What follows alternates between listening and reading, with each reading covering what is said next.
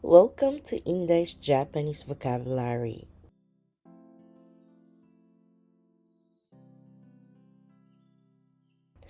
Ang vocabulary po ngayon,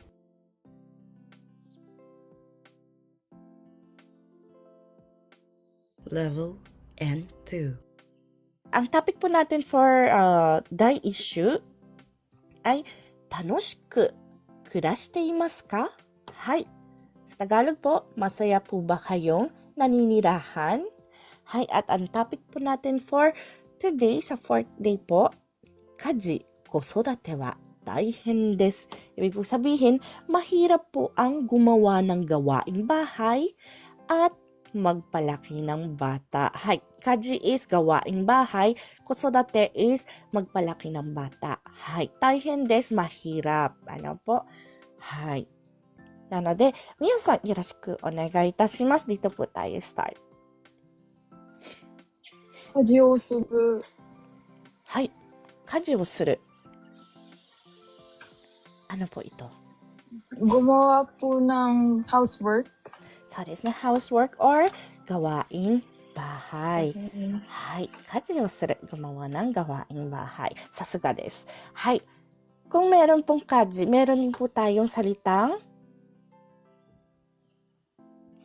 炊事。炊事。はい。Ano po ang 炊事？炊事。何それ？ano po ang tawag po sa paggawa po ng rice? Ano po ba yung pag-cook ng rice? 炊く。炊く。はい。こちらの漢字は炊くっていう漢字ですね。で、ことなので、やることなので、ご飯を炊くと、ことを足すと、一緒にすると、炊事は自分でご飯を作ることなんですね。炊事っていうのは。はい。Kaya sa Tagalog po, magiging pagluto. はい。At ito po ay isang suru form. 炊事する。はい。So, kayo po mismo po yung magluluto. Para makatipid. 動詞ってことですか？炊事は動詞です。動詞ではなくて、noun？noun。名詞ですね。名詞ですね。そうですね。はい、名詞になりますね。はい。では次です。食卓を片付ける。はい、食卓を片付ける。Ano po ang meaning po? Ano po ang 食卓? 食卓ってpinaglutuan? じゃないかな？それがね、食べる場所なんですよ。食べる机みたいな。そういうことですね。Hapagkainan po kumbaga sa Tagalog. はい。片付けるは何でしょうか？to clean かな？片付けるってきれいにする。片付けるそうですね。ayusin po そんな感じですね。はい。なので、タガル語にするとこんな感じになります。Ligpitin ang hapagkainan. So, ligpitin ang hapagkainan. Ibig po sabihin, ligpitin yung mga kinainan sa dining table. Hay, 食卓. Yung dining table. Doon po sa pinagkainan pong table po. Yun po ang magiging 食卓. Hay. では次です。ang dami pong sumagot sa baba. Ligpitin. すごい。皆さん、上手。はい。上出来ですね。はい。Kung meron po tayong 食卓を片付ける, meron din po tayong salitang 洗い物を流しを持っていく。洗い物を流しに持っていく。そうですね。はい。Ano po ang 洗い物? Hugasin. そうですね。Ano po ang 流し? 流しって洗うこと？流し？水をなんか流すその洗い物に。saan po tayo naghuhugas po? Lababo. Sa lababo po. そうです、ラババ。ごめんなさい, Alien san po. Kuminasa pag, meron po tayo kasi pong rules po, ano po, pag, kung sino po yung nagre-research, siya lang po muna po yung mag-mic po.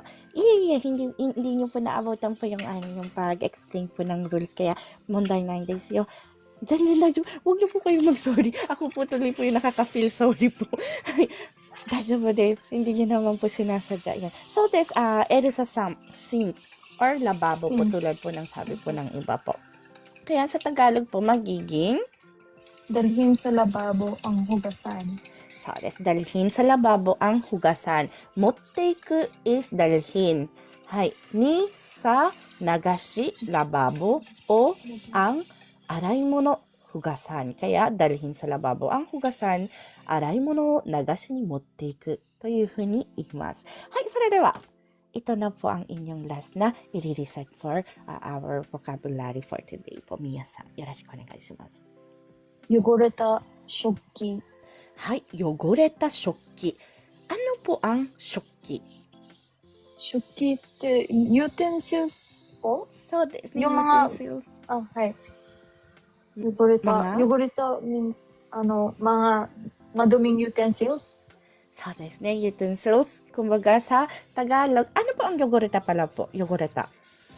汚れた、madumi. Maduming? 汚れた、maduming mga utensils. そうですね。Maduming mga utensils. Kapag ginawa po itong Tagalog, magiging Pinggan. Maduming Hi. pinggan. so des. Ako po nalaman ko lang po nung last year lang po, pag sinabi pala pong pinggan, kasama na pala po dun yung baso, kutsara, tinidor.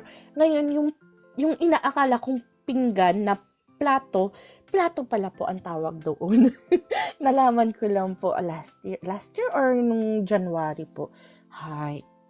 Ang hirap po talaga po ng Tagalog. Akala natin, alam na natin yung Tagalog. Yung pala, may mga kakulangan pa pala po tayong kaalaman sa Tagalog. Hi. Tsugi ikimasu ne. May sinasabi po si Joy-san. Nadumihang, yogoreta shokki. Madumihang.